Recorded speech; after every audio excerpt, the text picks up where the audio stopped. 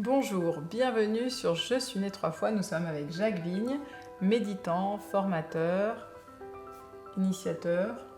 Non, c'est qu'est-ce que tu as dit tout à l'heure? Tu as dit Non, tu n'as pas dit vulgarisateur, tu as dit alphabétisation. Je fais de l'alphabétisation. Alphabétisation de méditation. Tu nous as donné un scoop quand même ce week-end très intéressant, que j'ai d'ailleurs tout de suite utilisé assez rapidement, puisqu'au début de la méditation, hop, je suis venue te voir, j'allais te parler à l'oreille gauche puisque j'étais à ta gauche, hop, je me suis mis à l'oreille droite pour te dire quelque chose. Je me suis dit, mieux, oui. J'utilise tout de suite ce qu'il nous dit. Oui. Et donc, Jacques, je vous donne un scoop, mais il va vous expliquer. Si vous avez quelque chose à demander à quelqu'un, comme par exemple de vider le lave-vaisselle ou des choses quand même, voilà, d'un autre niveau. Ou d'arrêter le café. Ou d'arrêter la machine à café, il vaut mieux demander en passant par l'oreille droite. Est-ce que tu peux nous en dire plus? Oui, donc dans la tradition du yoga, parce que j'ai écrit ce livre sur la mystique du silence, donc j'ai lu un très bon livre, Sonic Theology. C'est un étudiant américain qui a fait une thèse de doctorat sur la notion de son dans la tradition indienne. Donc il a récupéré tous les textes sur le son. Et j'ai lu le livre en entier, si je me souviens, mais je l'ai lu en entier. Et donc dans cette tradition du yoga et de l'Inde, soit il ne donne pas de côté pour écouter le son, soit s'il donne un côté, c'est toujours le côté droit. Et donc pourquoi le côté droit ?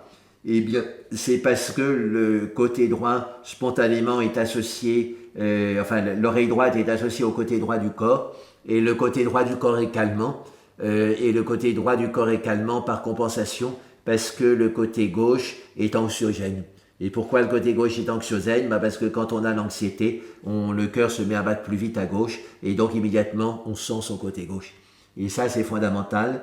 Donc, il y a des techniques pour sortir de l'anxiété, qui sont de revenir à droite. La plus connue, c'est peut-être celle de Ramana Maharshi, qui parle du Sukshma Hridaya. Hridaya, le cœur, Sukshma, subtil. Et donc, c'est un cœur à droite qui est symétrique du cœur à gauche, comme une sorte de balle de tennis de lumière. Et quand on se concentre dessus, eh bien, on peut en une distance vis-à-vis du cœur physique à gauche. C'est comme si le cœur physique à gauche était emballé dans un filet d'anxiété. Et le petit oiseau de la conscience réussit à passer à travers les mailles du filet de l'anxiété et à revenir à son vrai nid, qui est le cœur subtil à droite. Et tu nous disais même que c'était une manière de pouvoir parler de l'homme ordinaire et de l'homme sage. C'est ça. Cet positionnement du cœur, l'éveil du cœur subtil. Oui, ça évoque un verset du livre de la sagesse qui dit le cœur de l'homme ordinaire est à gauche, le cœur du sage est à droite. Et donc, quand on comprend cette histoire de cœur subtil à droite, ça devient clair. Mais pour les traducteurs, ils se demandent qu'est-ce qu'ils racontent. Oui. Et donc, j'ai mis la citation exacte dans mon livre Le mariage intérieur. Peut-être j'ai remis aussi dans la mystique du silence.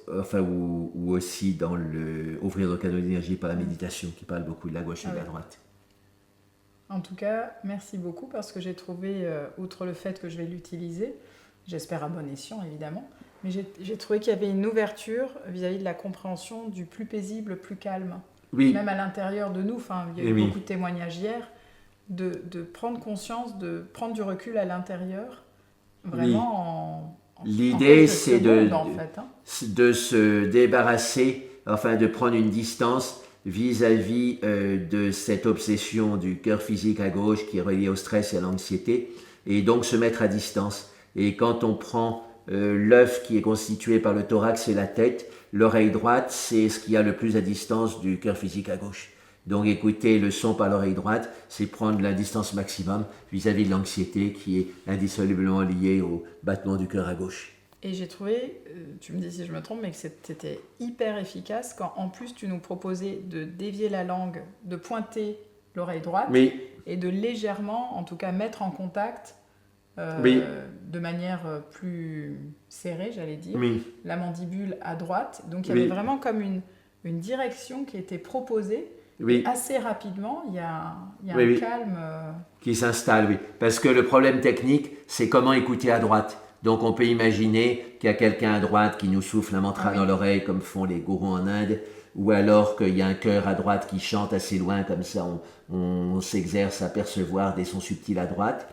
Mais il y a aussi le côté physique. Écouter à droite, c'est déjà sentir le pavillon de son oreille droite, sentir l'angle maxillaire postérieur, l'articulation temporo-maxillaire à droite. Et puis ça peut être aussi tout simplement coller les molaires à droite et les décoller légèrement à gauche, ou alors mettre la pointe de la langue vers la droite. Donc c'est des choses très simples qui permettent de amener l'énergie de la tête vers la droite, et ça favorise l'écoute du son physique ou subtil à droite. Alors c'était intéressant parce qu'il y a une stagiaire qui a osé poser une question qui était tout à fait pertinente.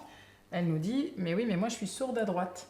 Donc est-ce que je peux quand même faire l'exercice ?» Et comme d'habitude, je trouve ça extraordinaire parce que oui. Oui, c'est ça. Tu peux nous dire, parce qu'effectivement, voilà, j'ai une plage de surdité à droite, est-ce que je peux quand même écouter le son du silence avec l'oreille droite? Donc j'ai écrit là ce livre sur méditation pour dépasser les douleurs. Donc il est paru il y a 3 jours en librairie. Et donc dedans, j'insiste beaucoup sur une technique de méditation antidouleur qui est faire circuler la douleur ailleurs, dans les zones où il y a pas mal.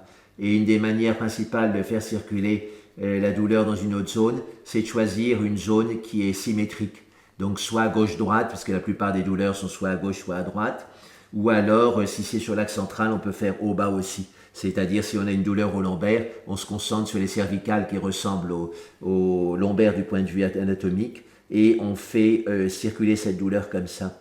Et donc, ça, c'est une bonne manière pour dépasser les douleurs et pour rééquilibrer. Et donc, on peut utiliser ça aussi pour les émotions perturbatrices. Si, par exemple, à cause de l'anxiété, on a les dents qui sont serrées à gauche et la paupière de l'œil gauche qui bat aussi à cause de l'anxiété, ce sont des symptômes inconnus de l'anxiété, eh bien on inspire par l'œil gauche et on emmène l'énergie dans l'œil droit, et puis dans une seconde phase on inspire, on expire uniquement par l'œil droit pour stabiliser et enraciner l'énergie dans l'œil droit, et pareil pour les molaires, on prend l'énergie des molaires qui sont serrés à gauche, et on l'emmène à droite en serrant un petit peu les molaires à droite et en la desserrant les molaires à gauche. Donc sur l'inspire? Alors on peut sur l'inspire prendre l'énergie à gauche, sur l'expire l'emmener à droite, ça c'est la phase 1, et la phase 2 c'est inspirer, expirer par la destination, c'est-à-dire les molaires à droite ou l'œil droit dans l'exemple qu'on a donné. Et donc c'est pareil pour les oreilles, c'est possible d'inspirer, d'expirer oui, par les oreilles? C'est ça, oui, et d'amener l'énergie dans l'oreille droite. Donc c'est toutes ces tensions qu'on sent dans l'oreille gauche qui sont reliées aussi à l'anxiété, on les mène dans l'oreille droite. Alors pour bien préciser et valider du point de vue neurosciences cette histoire d'oreille droite qui est très importante dans le yoga, il y a une expérience qui au début semble n'avoir rien à voir avec le yoga, c'est l'expérience de la boîte de nuit. Donc on envoie un expérimentateur dans la boîte de nuit et il demande, question courante dans une boîte de nuit, t'as pas une clope? Et donc, il va voir les danseurs, et soit il leur pose la question par l'oreille droite ou par l'oreille gauche. Et quand on fait des statistiques après, et quand on pose la question par l'oreille droite, déjà les danseurs ont plus de chances d'entendre la question, de la comprendre, et ils ont plus de chances de répondre oui à la question, que si on passe par l'oreille gauche. Je pensais pas qu'un jour tu me poserais cette question. T'as pas une clope? Par quelle oreille? Non, t'as pas une clope. En tout cas, merci beaucoup parce que c'est précieux et je vous invite vraiment à oser expérimenter ces différents trajets. Hier, j'ai noté dans mon cahier, je me suis dit, c'est impressionnant tous les jeux de l'esprit qui peuvent libérer finalement, qui sont relativement simples. Oui. Souvent, je me dis, ce sont des jeux d'enfants. Oui. C'est des jeux. Mais qui sont d'une efficacité redoutable et immédiate.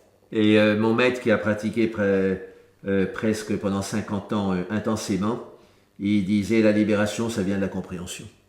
Ce qu'il aurait pu dire, il faut faire plus d'ermitage, il faut faire plus de postures de yoga, plus de mantras. Mais il disait non, la libération, ça vient de la compréhension. Bonne compréhension à tous et à bientôt sur Je suis né 3 fois.